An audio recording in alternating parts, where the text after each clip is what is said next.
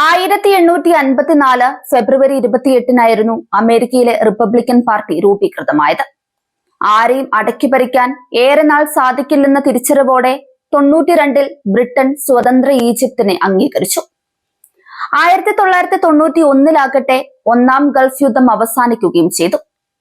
2026-ൽ നിലവിൽ American president Donald Trump ചെയ്ത ഒരു എടുത്തുചാട്ടം, അല്ലെങ്കിൽ ഒരു മണ്ടൻ തീരുമാനമെന്ന് പറയട്ടെ, അദ്ദേഹത്തിന് അന്ത്യകൂദാശ പാടുക മാത്രമല്ല, ലോകക്രമം തന്നെ മാറ്റിമറിച്ചിരിക്കുകയാണ്.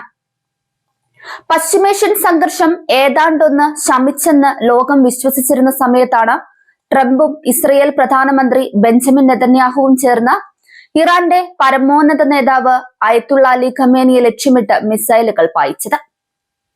മണിക്കൂറുകൾക്ക് ശേഷം അദ്ദേഹത്തിന്റെ മരണം സ്ഥിരീകരിക്കുമ്പോൾ ആ ആക്രമണത്തിൽ പൊലിഞ്ഞത് ഒരു മതരാഷ്ട്രത്തിന്റെ പരമപുരോഹിതൻ മാത്രമല്ല, അദ്ദേഹത്തിന്റെ കുടുംബാംഗങ്ങളും ഭരണ നേതൃത്വത്തിലെ ഉന്നതർ കൂടിയായിരുന്നു. ഒരു പരമാധികാര രാഷ്ട്രത്തിനു നേരെ ഒരിക്കലും നടക്കാൻ പാടില്ലാത്ത ഈ കടന്നുകയറ്റം ഒടുവിൽ മുതിർന്ന നേതാവായ അലി ലാരിച്ചാനി അടക്കം കൊല്ലപ്പെടുന്ന സാഹചര്യത്തിൽ എത്തി നിൽക്കുകയാണ്. ഇപ്പോൾ ട്രംപിന്റെ അവകാശവാദം നിലവിലെ ഇറാന്റെ പരമോന്നത നേതാവും അയത്തുള്ള അലി ഖമേനിയുടെ മകനും കൂടിയായ മൊജ്തബ ഖമേനിയെയും ഭൂമിയിൽ നിന്ന് ഇല്ലാതാക്കുമെന്നാണ്. ഈ സാഹചര്യത്തിൽ ഇറാൻ നടത്തുന്ന പ്രത്യാക്രമണവും അമേരിക്കൻ സഖ്യത്തിന്റെ ഭാഗത്തു നിന്നുള്ള ആക്രമണവും എന്ന്, എങ്ങനെ, എപ്പോൾ തീരുമെന്ന് ആർക്കും പ്രവചിക്കാൻ കഴിയാത്ത സ്ഥിതിയാണ്. തങ്ങൾക്ക് ചുറ്റുമുള്ള അമേരിക്കൻ താവളങ്ങൾ തുടച്ചു നീക്കിയാൽ മാത്രമേ ഇറാൻ എന്ന പരമാധികാര രാഷ്ട്രത്തിന് നിലനിൽപ്പുള്ളൂ എന്ന് തിരിച്ചറിഞ്ഞ ഇറാൻ തങ്ങൾക്ക് ചുറ്റുമുള്ള ഗൾഫ് രാജ്യങ്ങളെ ഒന്നും വിടാതെ അവരുടെ ആകാശത്ത് തീമഴ പെയ്യിക്കുന്ന കാഴ്ചയാണ്. എന്നാൽ ഈ ചെറുത്തുനിൽപ്പിന് ലോകം ഇന്ന് വലിയ വില കൊടുക്കേണ്ടി വന്നിരിക്കുകയാണ്. തുടർച്ചയായി ഗൾഫ് രാജ്യങ്ങളുടെ ഊർജ പ്ലാന്റ് ലക്ഷ്യമിട്ട് വൻ ആക്രമണം തുടരുന്നതിനിടെ ലോകം മുഴുവൻ പാചകവാതകമടക്കമുള്ള ആവശ്യ വസ്തുക്കളുടെ ക്ഷാമം നേരിടുകയും വൻ വിലക്കയറ്റമെന്ന പ്രതിസന്ധിയിലേക്കും എത്തി നിൽക്കുകയാണ്. ഏറ്റവും ഒടുവിൽ പുറത്തു വന്ന വാർത്തകൾ പ്രകാരം അബുദാബിയിലെ അമേരിക്കയുടെ F-35 യുദ്ധവിമാനങ്ങളും ഹാങ്ങർ പ്ലാന്റും ഖത്തറിലെയും സൗദി അറേബ്യയിലെയും ഊർജ കേന്ദ്രങ്ങൾ ലക്ഷ്യമിട്ട് കനത്ത ആക്രമണമാണ് ഇറാൻ നടത്തിയത്. ഇസ്രയേൽ ഇറാന്റെ സൗത്ത് പാസ് ഗ്യാസ് ഫീൽഡിൽ ഇസ്രയേൽ ആക്രമണം നടത്തിയിരുന്നു. പിന്നാലെയാണ് മിഡിൽ ഈസ്റ്റിലെ ഊർജ കേന്ദ്രങ്ങൾ ലക്ഷ്യമിട്ട് ഇറാൻ ആക്രമണം കടുപ്പിച്ചത്. ഗൾഫ് മേഖല അതീവ ജാഗ്രതയിലാണ്. റിയാദിലെ വ്യാവസായിക മേഖലയിൽ സ്ഫോടനങ്ങളും തീപിടുത്തങ്ങളും ഉണ്ടായി. രാജ്യത്തെ റിഫൈനറികൾ ആക്രമിക്കപ്പെട്ടതിനൊപ്പം അടിസ്ഥാന സൗകര്യങ്ങൾക്കും കേടുപാടുകൾ ഉണ്ടായി. ലോകത്തിലെ ഏറ്റവും വലിയ LNG സൗകര്യമുള്ള ഖത്തറിലെ റാസ് ലഫാൻ വ്യാവസായിക നഗരവും ആക്രമിക്കപ്പെട്ടു. ആക്രമണത്തിൽ വ്യാപക നാശനഷ്ടങ്ങൾ ഉണ്ടായതായി മാധ്യമങ്ങൾ റിപ്പോർട്ട് ചെയ്യുന്നുണ്ട്. ഡ്രോണുകളും മിസൈലുകളും വ്യോമ പ്രതിരോധ സംവിധാനങ്ങൾ തടഞ്ഞതായി അധികൃതർ അറിയിച്ചു. ലോകത്തെ ഏറ്റവും വലിയ LNG കയറ്റുമതി പ്ലാന്റാണ് ഖത്തറിലെ റാസ് ലഹാൻ ഇൻഡസ്ട്രിയൽ സിറ്റി. ഈ സംഭവത്തിന് പിന്നാലെ അന്താരാഷ്ട്ര സമൂഹം അതീവ ജാഗ്രതയോടെ ഉറ്റുനോക്കുന്നത് ഇറാന്റെ അടുത്ത നീക്കത്തിലേക്കാണ്. ലാരിച്ചാനിയുടെ വിയോഗം ഇറാന്റെ ഭരണകൂടത്തെയും സൈനിക സംവിധാനങ്ങളെയും താൽക്കാലികമായി ഉലച്ചേക്കാമെങ്കിലും അന്തിമമായി അത് രാജ്യത്തെ കൂടുതൽ കരുത്തോടെ ഒന്നിച്ചു നിൽക്കാൻ പ്രേരിപ്പിക്കുകയാണ് ചെയ്യുന്നത്. സാധാരണഗതിയിൽ ഇത്തരം ആഘാതങ്ങൾ ഒരു രാജ്യത്തെ പ്രതിസന്ധിയിലാക്കേണ്ടതാണെങ്കിലും ഇറാന്റെ വിദേശകാര്യമന്ത്രി അബ്ബാസ് അരാഗ്ചിയുടെ പ്രതികരണം തികച്ചും വ്യത്യസ്തമായ ഒരു സന്ദേശമാണ് ലോകത്തിന് നൽകുന്നത്. ഞങ്ങളുടെ ഭരണഘടനാപരമായ കരുത്ത് തകർക്കാൻ ഒരു ശക്തിക്കും കഴിയില്ല എന്ന അദ്ദേഹത്തിന്റെ വാക്കുകൾ വെറും ഒരു ഔദ്യോഗിക പ്രസ്താവനയല്ല, മറിച്ച് തങ്ങളെ തകർക്കാൻ ശ്രമിക്കുന്ന ശത്രുക്കൾക്ക് നേരെ ഉയരുന്ന വിട്ടുവീഴ്ചയില്ലാത്ത പോരാട്ട വീര്യത്തിന്റെ പ്രഖ്യാപനമാണ്. ഇറാൻ ഭരണകൂടത്തിന്റെ കരുത്ത് വ്യക്തികളിലല്ല, മറിച്ച് അതിന്റെ സുദൃഢമായ രാഷ്ട്രീയ സൈനിക ഘടനയിലാണെന്ന് ലോകത്തോട് വിളിച്ചു പറയാനാണ് അരാഗ്ചി ശ്രമിക്കുന്നത്. ലാരിച്ചാനി എന്ന വിപ്ലവ നായകന്റെ രക്തസാക്ഷിത്വം ഇറാന്റെ ആഭ്യന്തര രാഷ്ട്രീയത്തിലും പ്രതിരോധ തന്ത്രങ്ങളിലും പുതിയ ഉണർവ് നൽകുമെന്നതിൽ സംശയമില്ല. തിരിച്ചടികളിൽ തളരുന്നതല്ല, മറിച്ച് ഓരോ ആഘാതത്തിൽ നിന്നും കൂടുതൽ ശക്തിയോടെ ഉയർത്തെഴുന്നേൽക്കുന്നതാണ് ഇറാന്റെ രീതി. ഇസ്രയേലിന്റെ ഈ കടന്നാക്രമണം പശ്ചിമേഷ്യയെ ഒരു പൂർണ്ണ തോതിലുള്ള യുദ്ധത്തിലേക്ക് നയിച്ചേക്കാമെന്ന ആശങ്ക നിലനിൽക്കുമ്പോഴും ഏത് സാഹചര്യത്തെയും നേരിടാൻ ഇറാൻ സജ്ജമാണെന്ന സത്യം അവശേഷിക്കുന്നു.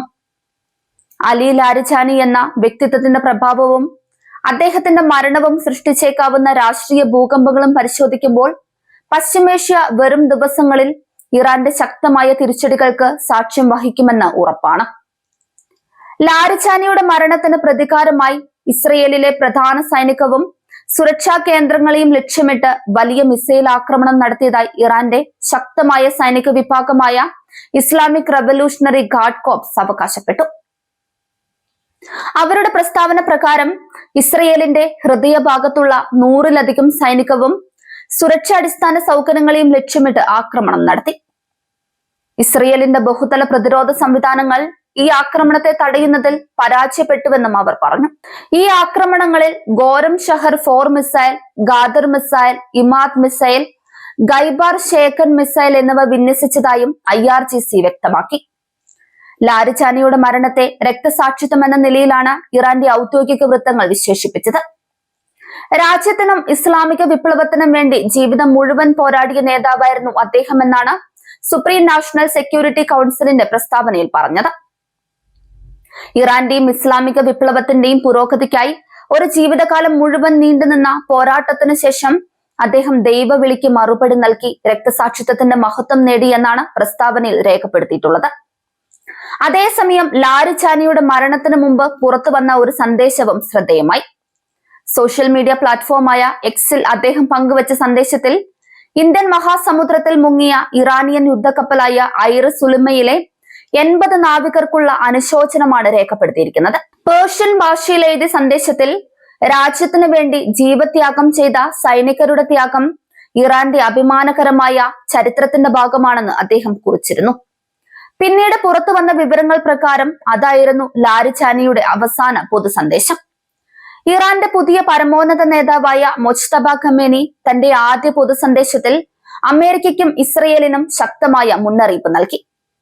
പശ്ചിമേഷ്യയിലെ സംഘർഷം അവസാനിപ്പിക്കാൻ ഇത് യോജിച്ച സമയമല്ലെന്നും അമേരിക്കയും ഇസ്രയേലും ഒടുവിൽ പരാജയം അംഗീകരിച്ച് ഇറാനെതിരെ നടത്തിയ ആക്രമണങ്ങൾക്ക് നഷ്ടപരിഹാരം നൽകേണ്ടി വരുമെന്നും അദ്ദേഹം പറഞ്ഞു. അമേരിക്കൻ പ്രതിരോധ സെക്രട്ടറി പീറ്റർ ഹെഗ്സ് അടുത്തിടെ നടത്തിയ പ്രസ്താവനയിൽ അമേരിക്കയും ഇസ്രയേലും നടത്തിയ സംയുക്ത ആക്രമണത്തിൽ മൊജ്തബ ഖമേനിക്ക് ഗുരുതരമായി പരിക്കേറ്റിരിക്കാമെന്ന അവകാശവാദം ഉയർത്തിയിരുന്നു. എന്നാൽ ഇറാനിയൻ വൃത്തങ്ങൾ ഈ ആരോപണങ്ങളെ തള്ളിക്കളയുകയും രാജ്യത്തിന്റെ നേതൃത്വം ശക്തമായി തുടരുകയാണെന്ന് വ്യക്തമാക്കുകയും ചെയ്തു. നേരത്തെ ഖമേനിയെ കൊല ചെയ്തപ്പോൾ ഭീകരതയുടെ മാസ്റ്റർ മൈൻഡിനെ വകവരുത്തിയെന്നായിരുന്നു ട്രംപിന്റെയും നെതന്യാഹുവിന്റെയും വ്യാഖ്യാനം. മുമ്പ് പലസ്തീൻ ചെറുത്തുനിൽപ്പ് പ്രസ്ഥാനത്തിന്റെ നേതാക്കളെയും ലബനാനിലെ ഹിസ്ബുള്ള ചീഫ് അടക്കമുള്ളവരെയും ഒക്കെ വധിച്ചു കളഞ്ഞതും ഇതേ മുദ്രകുത്തിയായിരുന്നു. ദൈവത്തെയും മതത്തെയും കൂട്ടുപിടിച്ച് സയനിസ്റ്റ് അമേരിക്കൻ അധിനിവേശ സഖ്യം ചെയ്തു വരുന്നതും ഇതാണ്. പ്രതിയോഗിയായി കാണുന്നവരെ ശത്രുവായി ലോകത്തിനു മുന്നിൽ പ്രതിഷ്ഠിക്കുമ്പോൾ അതാണ് ലോകത്തിന്റെ ഒരേയൊരു ശത്രുവെന്നും അതിനെ നിഗ്രഹിച്ചാൽ അവരുടെ മേഖലയും പിറകെ ലോകവും സമാധാനവും പുരോഗതിയും നേടിയെടുക്കാമെന്നുമൊക്കെയാവും അവകാശവാദം. എന്നാൽ സംഭവിക്കുന്നതോ ഒരാളെ നിഗ്രഹിച്ചു കഴിഞ്ഞാൽ പിന്നെ പുതിയ ശത്രുവിനെ തേടുകയായി. അതിന്റെ ഒടുവിലത്തെ ഉദാഹരണമാണ് ലാരിച്ചാനി കൊലപാതകം. തനിക്കെതിരെ രാഷ്ട്രീയ കൊലപാതകത്തിന് മുതിർന്നു എന്ന് പറഞ്ഞാണ് ഖമേനിയെ കൊല്ലാൻ ട്രംപ് ഇറങ്ങിത്തിരിച്ചത്. ഖമേനി തുടർന്നാൽ മേഖല സുരക്ഷിതമാക്കില്ലെന്ന് പ്രഖ്യാപിച്ച് നെതന്യാഹുവും കൂടെ ചേർന്നു. പരമോന്നത നേതാവിനെ കൊന്നുകളഞ്ഞിട്ടും അവർക്ക് സമാധാനമായില്ല. അപ്പോൾ പിന്നെ മൊജ്തബ ഖാനെ, ഡോക്ടർ അലി ലാരിച്ചാനെ തുടങ്ങി പുതിയ നേതാക്കളായി ലക്ഷ്യം. ശത്രു നിർമൂലനമോ അതുവഴി ശാശ്വതമായ ഭീഷണി നിർമാർജനമോ ഇസ്രയേലിന്റെ അജണ്ടയിൽ ഇല്ലെന്നും ശത്രുവിനെ താൽക്കാലികമായി തളർത്തുകയും പിന്നെയും വളരുമ്പോൾ അടുത്ത പ്രഹരത്തിന് വട്ടം കൂട്ടുകയും ചെയ്യുന്നതാണ് സയനിസ്റ്റ് രീതിയെന്നും ഗാസ ആക്രമണം 9 മാസം പിന്നിട്ട ഘട്ടത്തിൽ ഇസ്രയേലിന്റെ റിയൽ അഡ്മിറൽ ദാനിയേൽ ഹഗാരി തന്നെ പറഞ്ഞിട്ടുണ്ട്. അധിനിവേശ യുദ്ധങ്ങൾക്കെല്ലാം വിശുദ്ധ യുദ്ധമെന്നും പൈശാചികതയ്ക്കെതിരായ പ്രതിരോധമെന്നുമൊക്കെ മുദ്ര ചാർത്തി ആക്രമി രാജ്യത്തെ ജനതയെ വൈകാരികതയിൽ എല്ലാം മറപ്പിച്ചു നിർത്താമെന്ന് കണ്ടുകൂടിയാണ്. ഇറാൻ യുദ്ധം ദൈവനിർദ്ദേശാടിസ്ഥാനത്തിലുള്ള കുരിശ് യുദ്ധമാണെന്ന് US പ്രസിഡന്റ് ഡൊണാൾഡ് ട്രംപിന്റെ യുദ്ധകാര്യ സെക്രട്ടറി പീറ്റ് ഹെഗ്സത്ത് ഈയിടെ വിശേഷിപ്പിച്ചിരുന്നു. എന്റെ പാറയാകുന്ന യാഹോവ വാഴ്ത്തപ്പെട്ടവൻ, അവൻ യുദ്ധത്തിന് എന്റെ കൈകളെയും പോരിന് എന്റെ വിരലുകളെയും അഭ്യസിപ്പിക്കുന്നുവെന്ന ബൈബിളിലെ സങ്കീർത്തനം അധ്യായം 144 വാക്യമായിരുന്നു അദ്ദേഹം യുദ്ധത്തിന് നിരത്തിയ തെളിവ്.